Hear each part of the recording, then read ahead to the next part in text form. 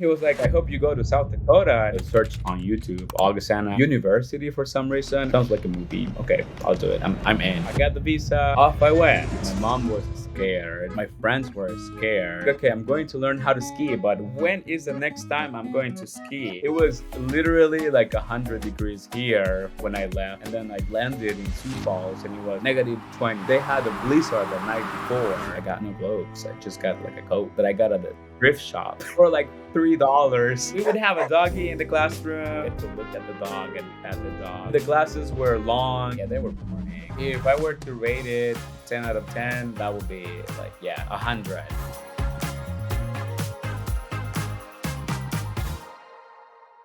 Welcome back to college. I'm your host, Zach Stevenson, and today in the classroom, we're joined by someone who came straight off the plane into the icy tundra of South Dakota.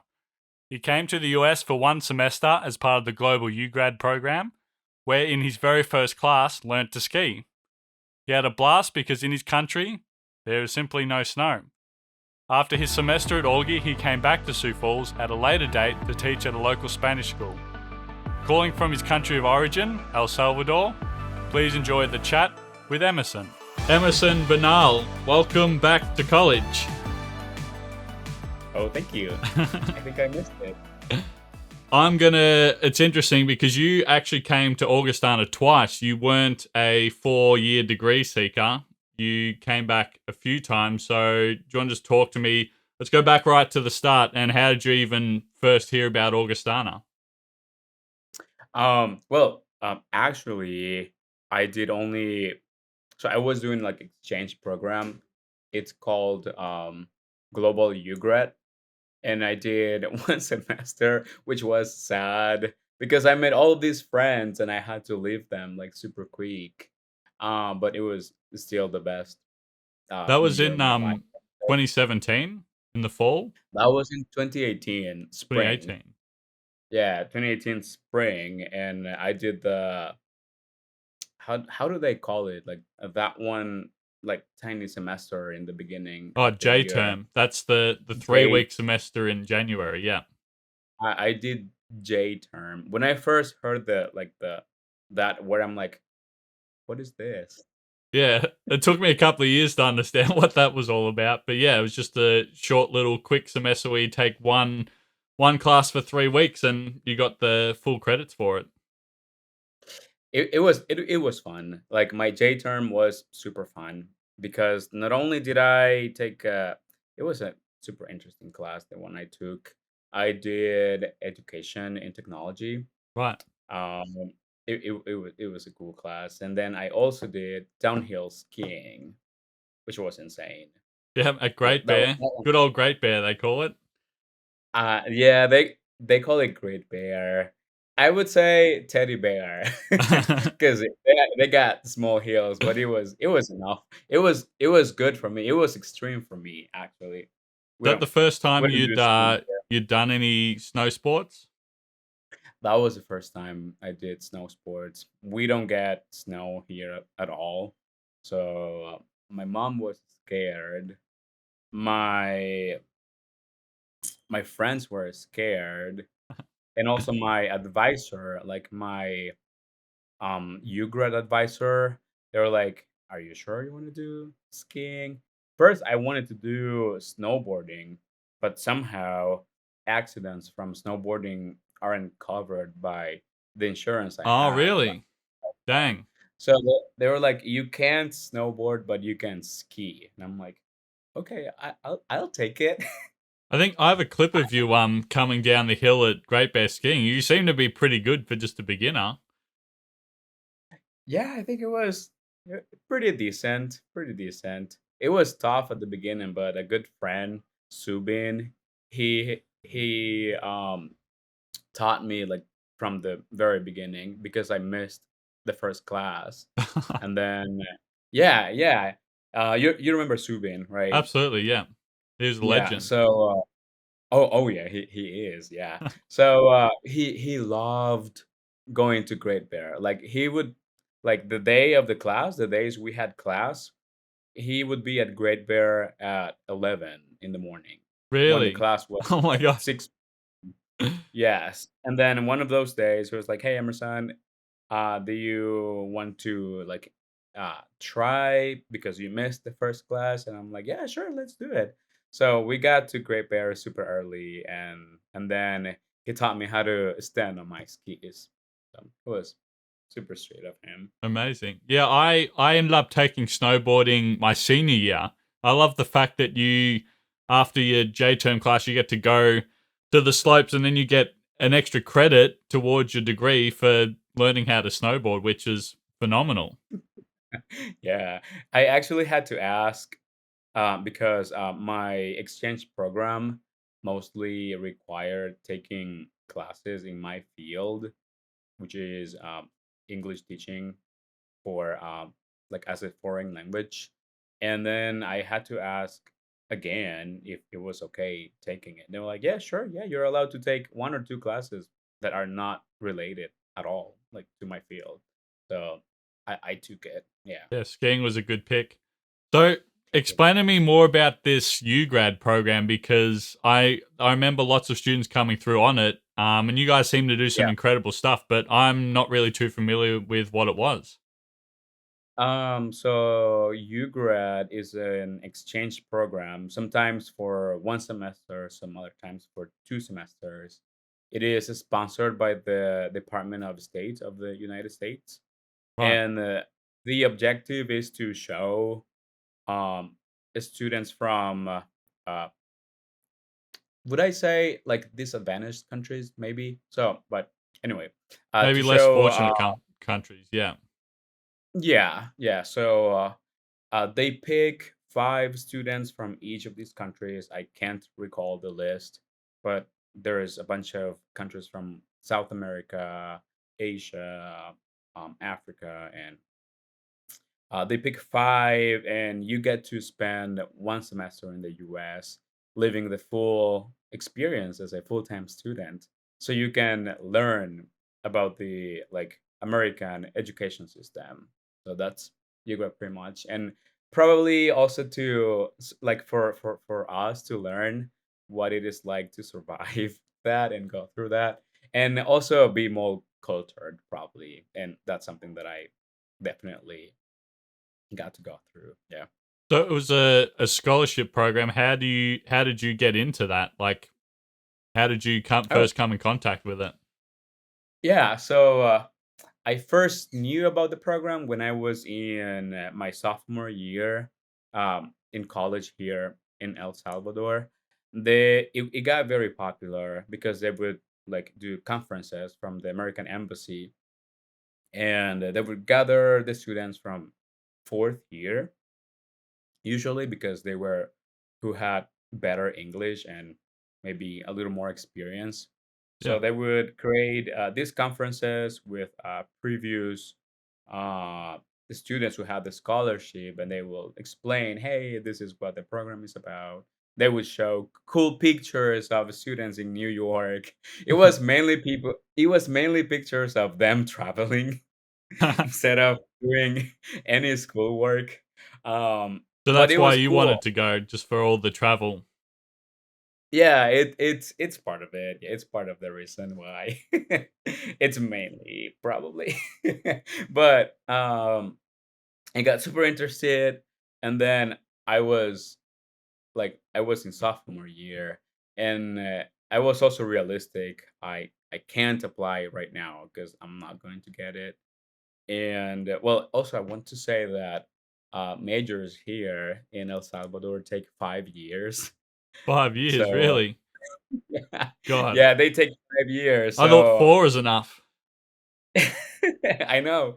Yeah, so maybe so I applied when I was in my fourth year because I felt a little more prepared. And well, I got it somehow. Yeah, I probably impressed the people doing the interviews. It was people from the embassy, and it was like I took like everything like chill. We were in a meeting room, and then they were like, "Hey, if you want coffee, there's coffee and cookies." And I'm like, "Okay, okay." I got a cup of coffee, and then I got cookies, but like they didn't have any napkins or anything to put the cookies have the cookies on. So I took 3 cookies because I was nervous, and I put them in my pocket here.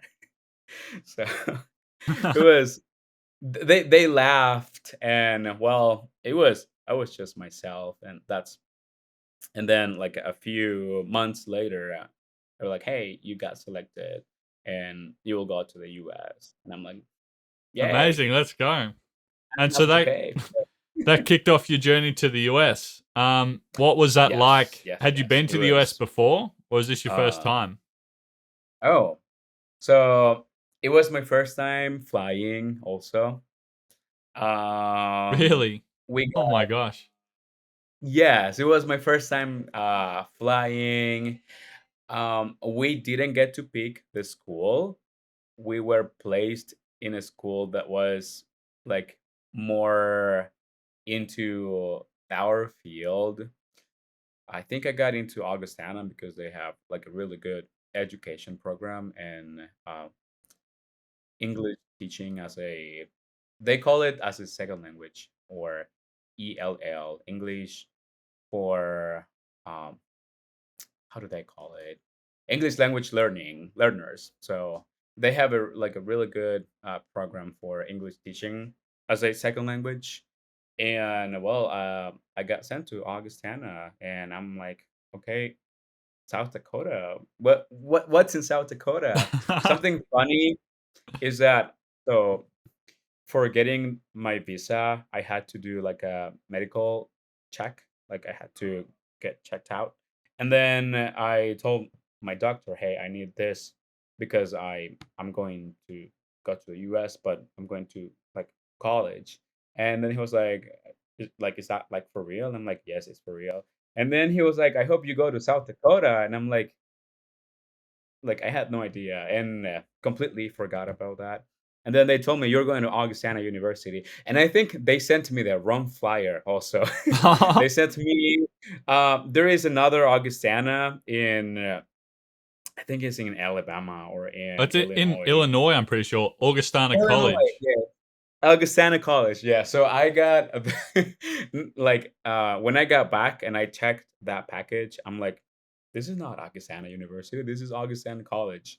So anyway, I I saw what I got, and then I looked or I searched on YouTube Augustana University for some reason, and I like watched videos about Augustana University. I'm like, okay, that's going to be cool. It sounds good. Sounds like a movie. Okay, I'll do it. I'm in.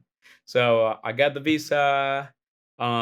They did like a ceremony, like as a farewell. No, yeah, party.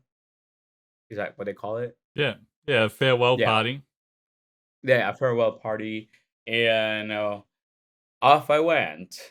My first time flying and going to the US, so it How was was that? insane. Were you I was scared? it's I was scared because of the airport. Also, I had a lot of I was pretty insecure about my English, and I'm like, what if I don't understand what they're saying? Because I barely could understand what the people like on the speakers at the airports were saying. I'm like, what's that? Or when the flight attendants were given instructions, I'm like, okay, anyway, here I come. Here goes nothing, I guess. That's a So huge jump. Huge leap of faith. it, it was a huge leap of faith in kilometers or miles, and also in weather conditions. It was literally like 100 degrees here when I left, and then I landed in Sioux Falls, and it was like -10, -20, and I believe they had a blizzard the night before. Oh my god. So I'm like, "What's this freezer?" It was crazy. Man, that would have been And it was such a big shock to come from the scorching heat, land in the middle of winter in Sioux Falls, which is atrocious at the best of it times. was. Yeah.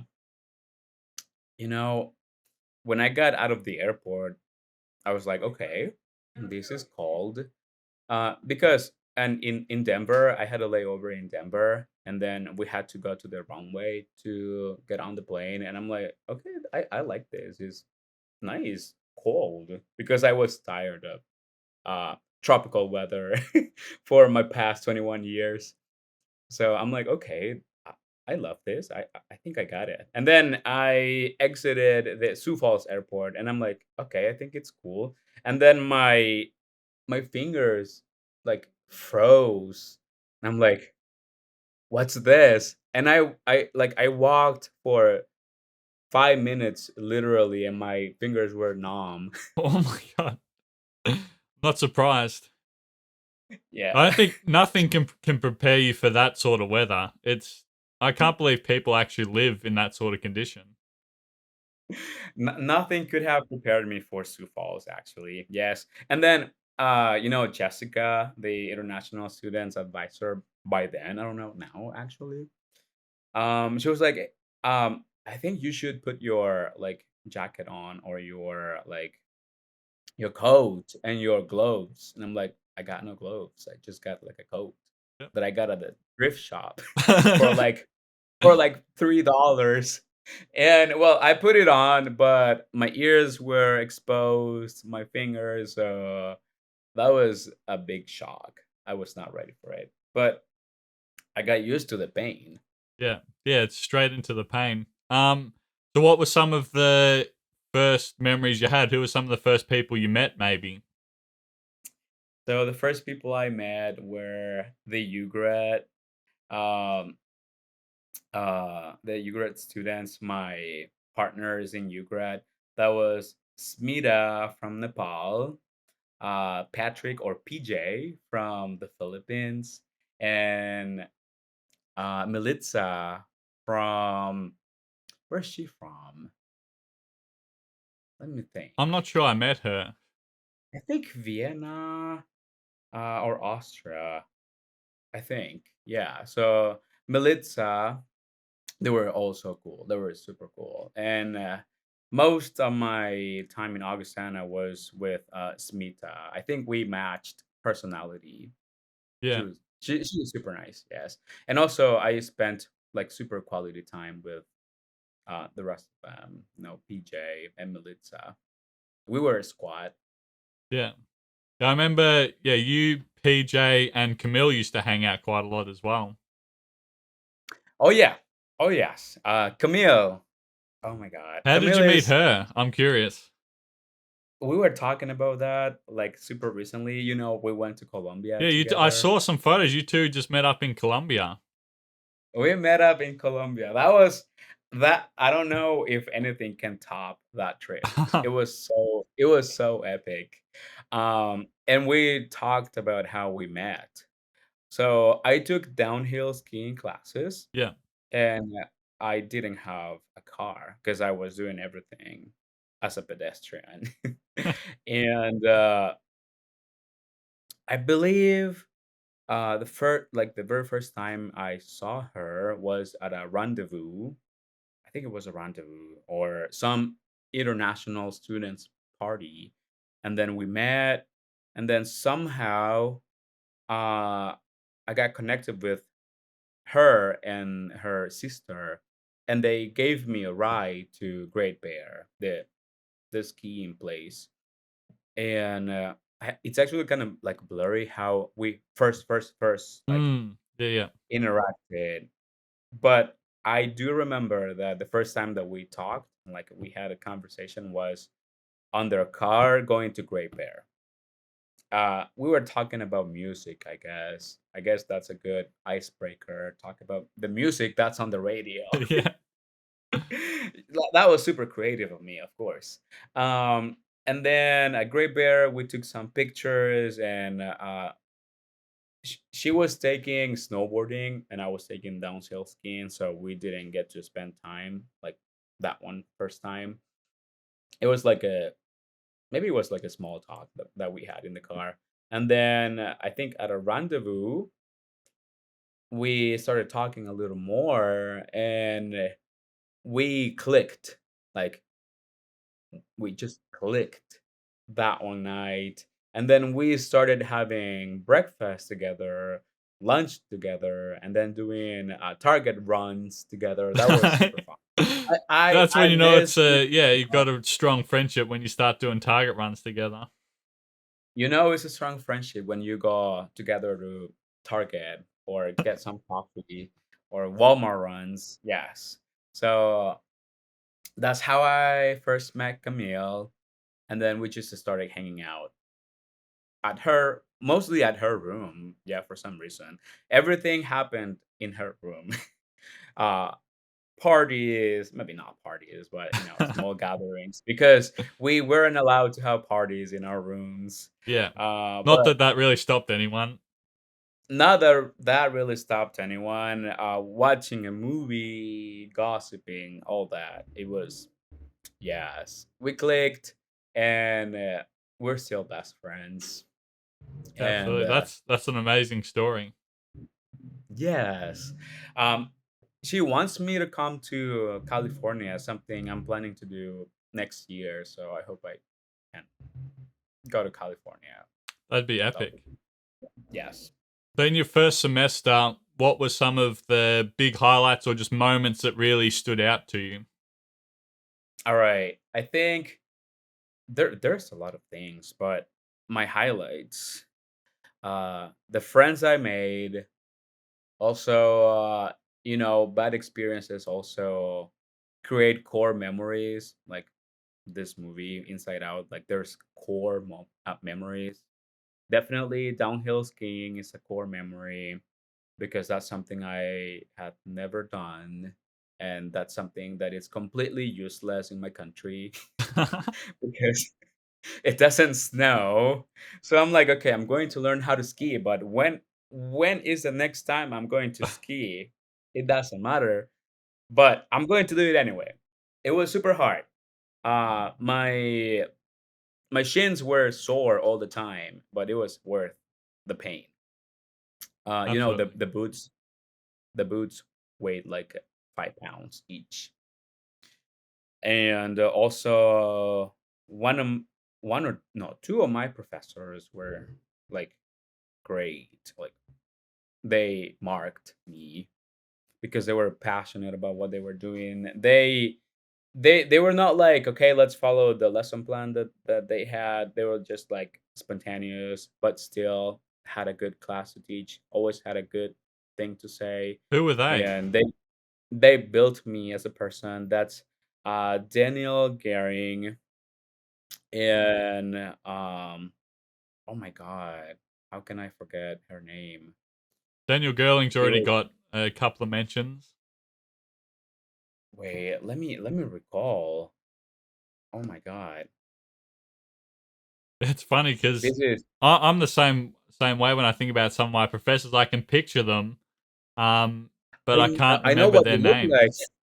like. Wait. It starts with a J. Her name starts with a J. Wait, give me one But second. what class? An English class of some sort. It was an education class actually. Um let's see. I'm just about to find out. Okay. She is amazing. Like I literally can never forget her. That's Julie is her first name. It just came to my mind. Give me one moment. Oh, so you're on a first name basis with your Yes, I professors. know. All right. Let's forget the past 10 seconds of guessing happened. Julie Ashworth. Oh, okay. Yeah. I actually have like, I have like a little bookshelf right there. All right. Yeah. And I got the two of the books that we used on here. Whenever I want to read a little bit about how to be a passionate teacher. Dang. Oops. Let me show you. This Oh, how is good's the book. that? Yeah, I love it because I didn't want to spend all the money the books were. because that's money I could spend on. Yeah, textbooks were super expensive. Oh my gosh. Like I've paid for my semester. That's What do you mean the textbooks aren't included? I know, right? So here, oh my God. So here in El Salvador, textbooks are fairly priced. Like I would pay for my books $30, like most expensive. Or I could get a photocopy of it. Yeah, Well, for like I think we $5. photocopied a few because instead of paying $200 or $300 for a book that we're probably Yeah. not even going to read, well, we'll just get a few photocopied pages. That'll do. Well, yeah, so well, I'm like, no, I'm not paying that much for the books. I know they're worth what they are, but this one I got it like it's secondhand from a former education field student. They're like she was like, I can't remember her name actually, but it was two books from that class, exact class.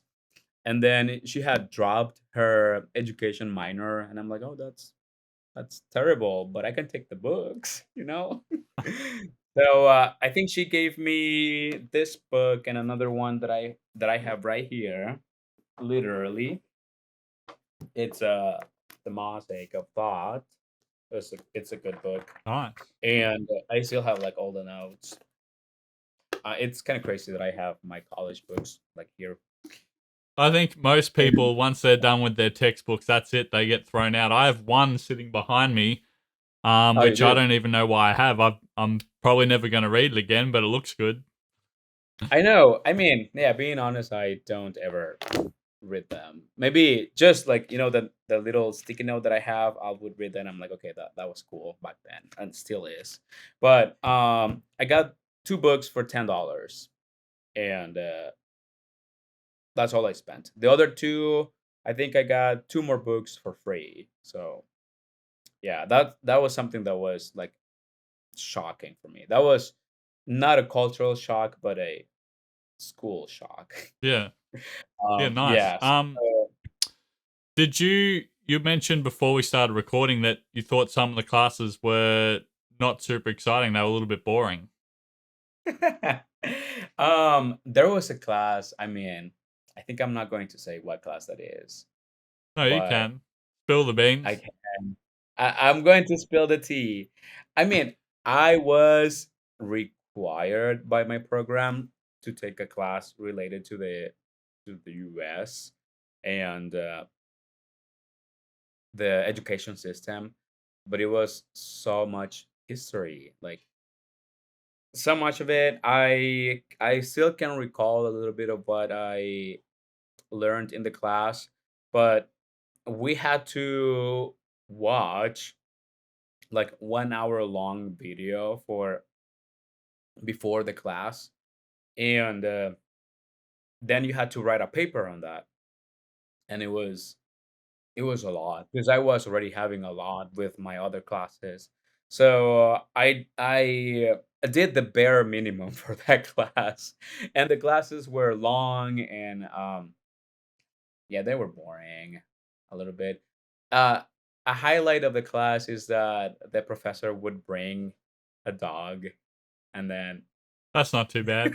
and then we would have a doggy in the classroom, and then get to look at the dog and pet the dog.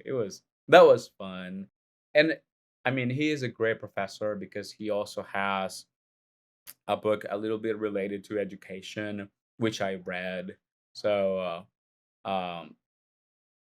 probably I would have loved to take an education class from him. But this one class may be related. Maybe it was all related to the content that it was all this history, but the classes were like it was a lot. I have such short attention span that I just lost it every time. I barely passed it. All right.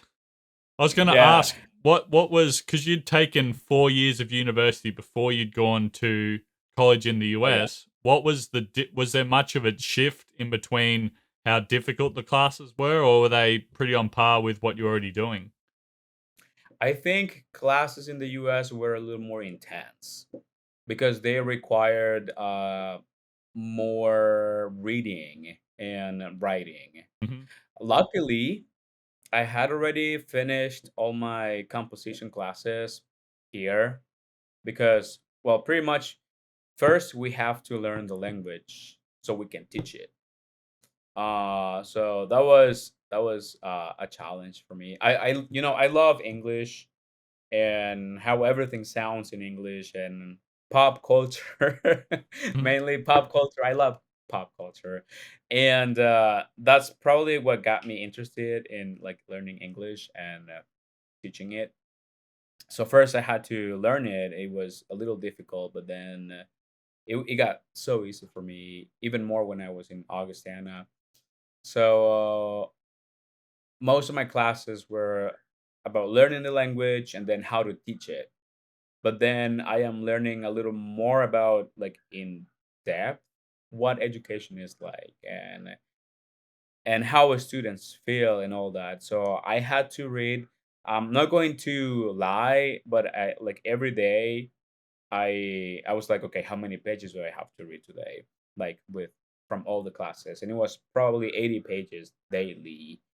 And me being a person with a short attention span, I'm like, That would have been what real am I supposed to challenging. do? I'm not a big reader either. I mean, even just reading 10 pages for a class would be way too much for me. So having to read 80, huge amount. Yeah. And well, also my professors were very conscious that I was not a local and that my English was a second language. So they were really understanding. They were like, "Hey Emerson, if you want to take a few extra days, that's okay. You can do it." And I'm like, "Okay, I'm going to take it because this is super hard." Sometimes it was not that it was super hard, it was mostly because I didn't like sit and start doing things. Yeah. So that was a little bit of a. Sometimes I would take that. Okay, I have this little benefit, and I would take it.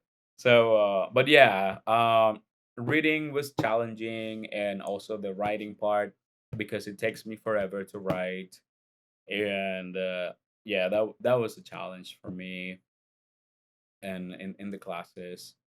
Yeah. Yeah, I think that was super difficult for me. Well, you ended up surviving in the end. And so you finished that semester in the sort of the winter and the spring in 2018. And then you ended up coming back like a year later.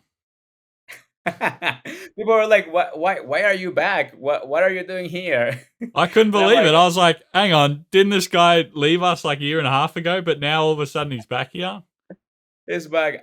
And I was eating at the comments sometimes. They're like, "You don't go here anymore."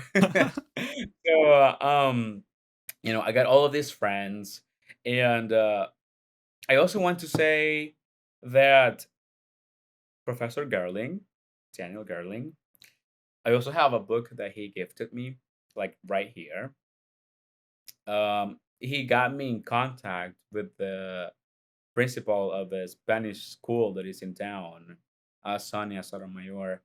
And I did some volunteering at the school, and I met a lot of the teachers, and they were great. This school is awesome. It's the most incredible thing, or it's the most incredible school I've been at. So colorful. They have. It's just crazy how good the school is. Like actually, So is it a Spanish so school? a Spanish school. It's a Spanish immersion school. So I So you're I doing some did. volunteering there. And then is that I how you did. end up being able to come back? Yeah. So I met the principal, and she was super excited because of all the volunteering I did. And then she was like, "Hey, there's this program." It was also through another program called Amity, and she explained everything about it. And then she told me that when I was like, once I returned, I should apply, and that if I do or if I did, I had to like reach out to her. So that's what I did. I got back home. I did one more semester out of 10, and I got selected for Amity, and then I told the principal, "Hey, I got selected. So what are you gonna do?" So she sent a letter, like saying she wanted me at the school, and that's how I got back in South Dakota, in Sioux Falls. Amazing. I Yeah, think that's it's pretty unique because I think a lot of people spend their time, however long that is, whether it's semester, 1 year, or the full 4 years, and are pretty much, I don't know, done with Sioux Falls and South Dakota just because it is a bit oh, plain and a little bit, I don't know, not too much happening. But then you've decided to come and work over here now as your yeah. internship. So I was yes, I was a full time Spanish intern.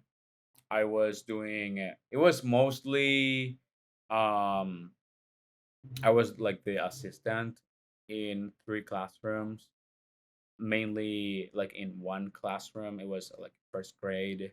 It was I really loved it. Like my students were so funny and very intelligent. And it was interesting to see how they had the Spanish accent of their previous teacher. So there were students whose teacher was from Spain. So, they will be like Barcelona or yeah, like the accent. And then some other students would have a teacher from Colombia and they would have the same accent or these words that they only use in Colombia. So that was incredible. And I don't know if they learned about me or like words from me or my accent.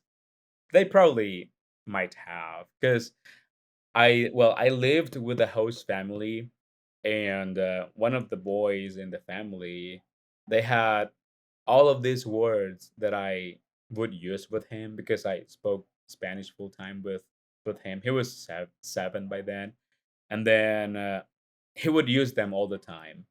And one of those words that he got from me, he used one of those words in the classroom. He was in second grade. His name is Jack. And then his teacher, I am friends with his teacher still. And then his teacher was like, "Hey Emerson, did you teach this word to Jack?" And I'm like, "That no, that's what we say."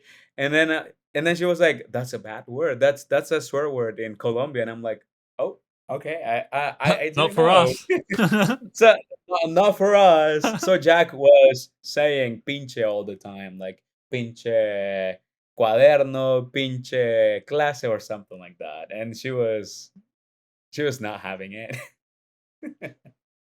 That's amazing. Yeah, I mean, yeah. I was stoked to have you back because you were, I think I didn't initially, because you already had sort of attracted a bit of a friend group pretty early on when you Oh, first came yeah. to Augie. So I was a bit hesitant, like, oh, like, I don't know, this guy looks like he's got enough friends or whatever. But then when we actually did start to talk and I got to know you, it's like, yeah, this dude's awesome. And I think that's why, I mean, you're very popular amongst the international students because you were just such a genuine dude who was interested in learning about people and spending time with them too.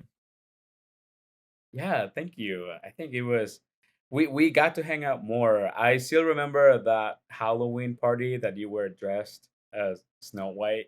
Oh, That yeah. was so hilarious for me. And I think we also went out for sushi at Oshima. Oh, There's a yeah. restaurant. And yeah, Downtown. I still remember that night. You got like ramen, I believe. That looked super good. Yeah, it was good Yeah. times. I actually have, there's a photo of you here, which I'm not sure if this is the same Halloween, but this is you dressed up Oh here yeah. as a tiger. Yeah, that was with my host family. We did the Wizard of Oz. Right. And that's me. I'm the tiger. Yeah.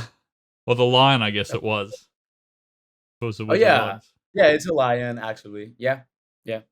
And so you It's had the a lion. host family while you were here or in Sioux Falls? I had two host families. The first one is like the one in the picture. They were amazing, amazing.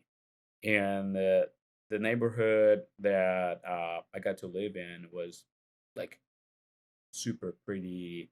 we had a golf course in the backyard, and I love walking and going on bike rides, so I would do it all the time. And then because of the pandemic, my host mom was put in the COVID area in the hospital. I remember that she said that, and then it was like one night when COVID was going on and it was crazy. They like I was in the basement watching a movie, and my host dad and my host mom, they went down to the basement, and then they were like, "Emerson, I think we need to talk." And I'm like, "What's happening?" All right. So but all they said, it was like, "Hey, I think it's like it was they were considering that like having her in the hospital with the COVID patients, that would put me at risk of getting infected, and my insurance, uh it was kind of like a it wasn't okay, it was a decent insurance actually, but I don't think it would cover COVID things and all that. So they were like, I think it's uh if I wanted, of course, to go with my other family, because I had a friendship family with my friendship family. I believe that's what they called it, friendship family. Yes. So with my friendship family, I only would visit them once or twice a week. And then we're like, I think it would be a good idea if you like want to move with them, but still like visit us like every now and then. And that was sad because I got attached uh to all of them. Their children were funny. They had a baby girl. I think she was 1.5 by then, and she would say my name. It was super cute.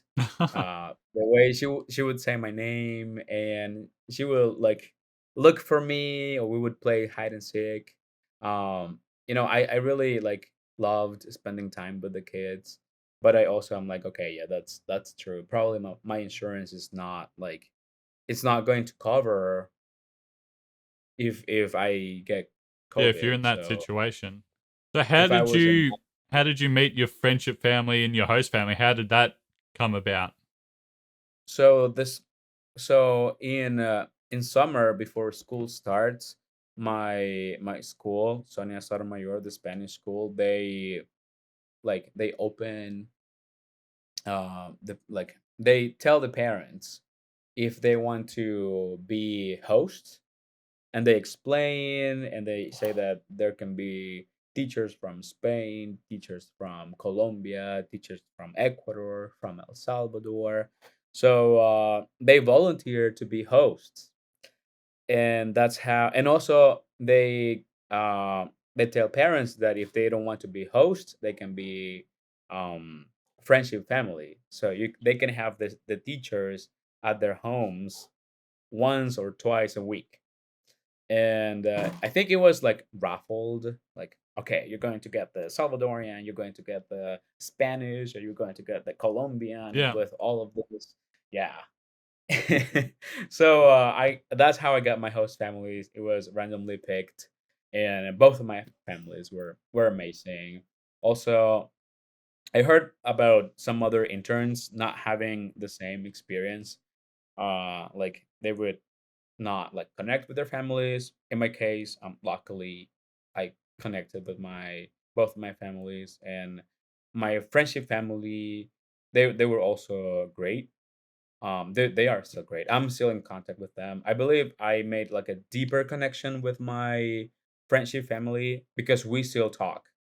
They send me videos, they send me photos, I send them videos. So um 2 days ago, it was last night. Yeah, 2 days ago, I was a dancer at this big show, and I sent a picture to my host mom, Krista, and then she was like, "Oh, that's so amazing. I wish I was there."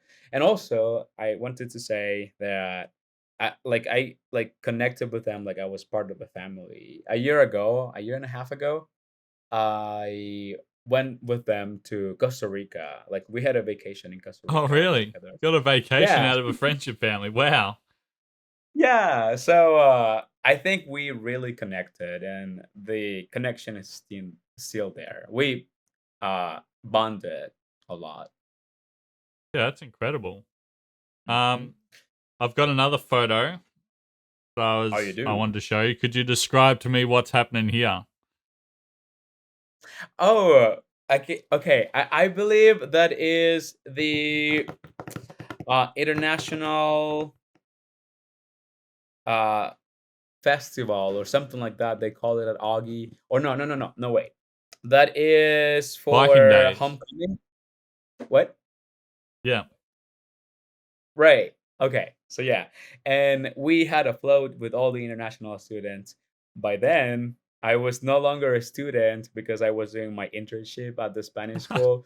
But then they were like, "Hey, Emerson, jump in. You should come." And that was a day that I still remember. It was amazing. It was cold, I think of that was course. so weird because that's still in the I think it's in the fall. So it should still be reasonably warm, but that day for some reason they've got the parade going with all the different floats, all the alumni come through with their cars and like all the different departments and clubs at the school all kind of show off, and like that's why the international um, office had their own float. So we were part of that, and then it just happened to be snowing that day, which I thought was just like the most bizarre thing to happen so early on in the year. Still, It was, yeah. I loved how, like, even though I wasn't at Augie anymore, I would feel like I was part of it because all of you would reach out and like invite me to hang out or to eat at the commons. Even for so I got there for fall, right, for like the start of the school year, and I didn't have a coat, and I reached out to Jessica, and then I said, "Hey, I believe I might have left a code 2 years ago. Do you think you still have it?" Because I donated it. And then they were like, there is a big bedroom, or there is a big room in the IPO filled with codes, and it was for real. They had a room filled with hundreds of coats, scarves, bed sheets, and all that. And I looked for my coat, but I didn't find it. And I'm like, okay, that's okay. But I found a better one. I took it. well, I guess there's plenty of other options though. They had plenty of options. So yeah, that was way better. Yeah. Well, I think it was interesting because I mean, and like I kind of didn't really remember that until we started talking about it, but you were actually not studying that second time round. You were actually working at a school in town. But I mean, to me, it felt like you were a student because I'd see you around all the time, eating in the commons at parties and other international Yeah. get-togethers. So it was amazing to have you for round two. Yeah, I would come to the rendezvous they made, or I have videos of like Valentine's Day.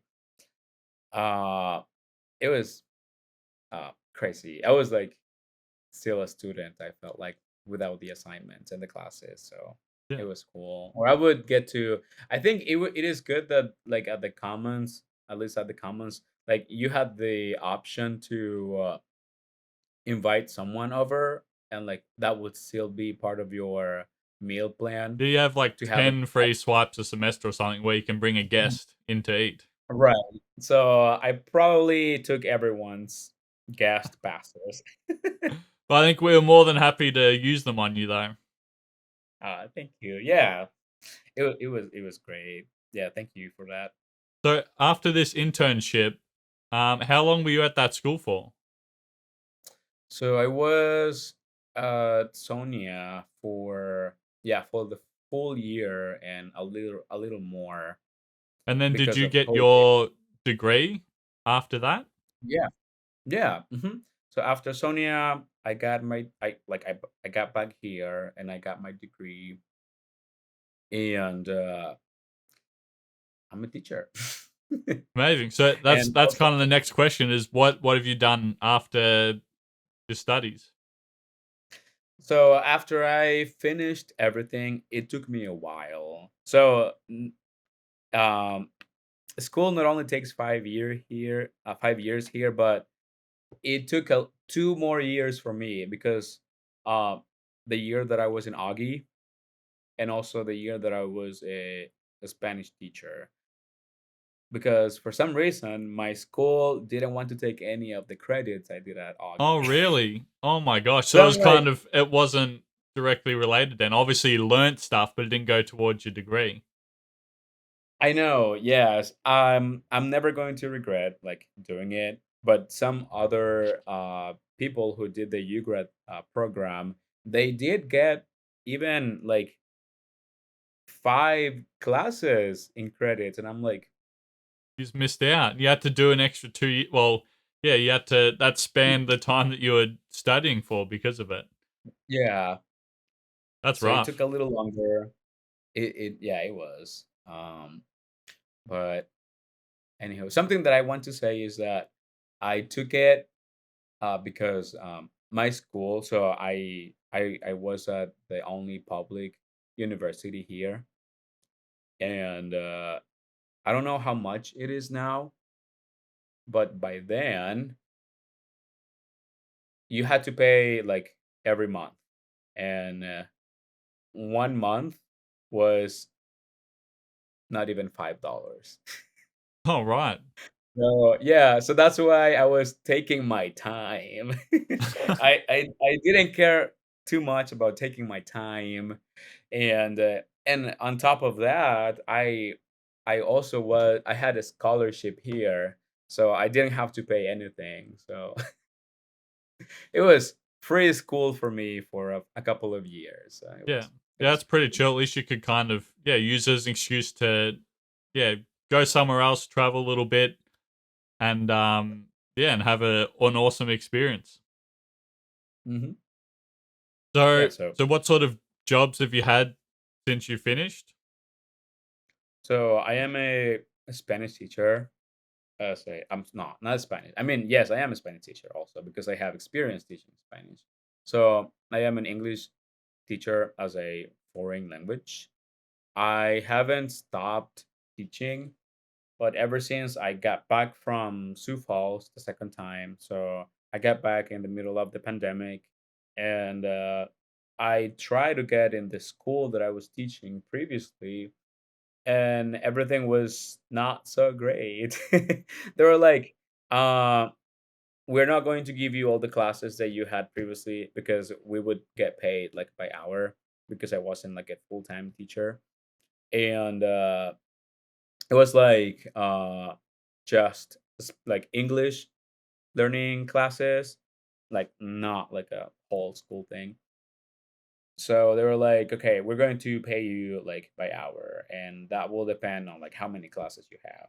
But during COVID, they cut off the number of classes teachers had, and they also reduced the hourly pay. And I'm like, I'm not going to do that. I want to afford rent. So I'm like, okay, I'm going to try something different and something that I can do from home. So I was still at my mom's house. Um, and I got into sales for companies in the US based companies. And I had a lot of fun. I learned how to sell, I learned how to tell people to buy things without having to be too pushy. So I learned how to sell credit card processing at first, which gave great commissions. And I really liked it, but I also knew that I love teaching. So I had a teaching job. So I did that selling job, and then like after a year that I stopped teaching, I missed it so much, and I'm like, okay, I believe it's time to like do it again. And also, I have a degree in teaching, so I have to do this too. So I started teaching as a part time, and I love it. I get to do all of like my current job selling, and then when I teach on Saturdays, it's like it's relaxing. It doesn't even feel like work for me. So I've been doing both lately and trying to be an illustrator because I do illustrations of people sometimes. That's not something that I think that might be like a part-time thing because I do it every now and then. But like I I do it, so That's I do a amazing. lot of So it's fun. more of Yeah, a hobby sort of it's thing that you do for fun. it's like a hobby. Yes, that sometimes I get Yeah, paid okay. for Yeah, that's doing it. nice. Nice little skill to have. Mhm. Make an extra bit of cash when you need to. Oh yes, yeah. It's helped for my trips, definitely.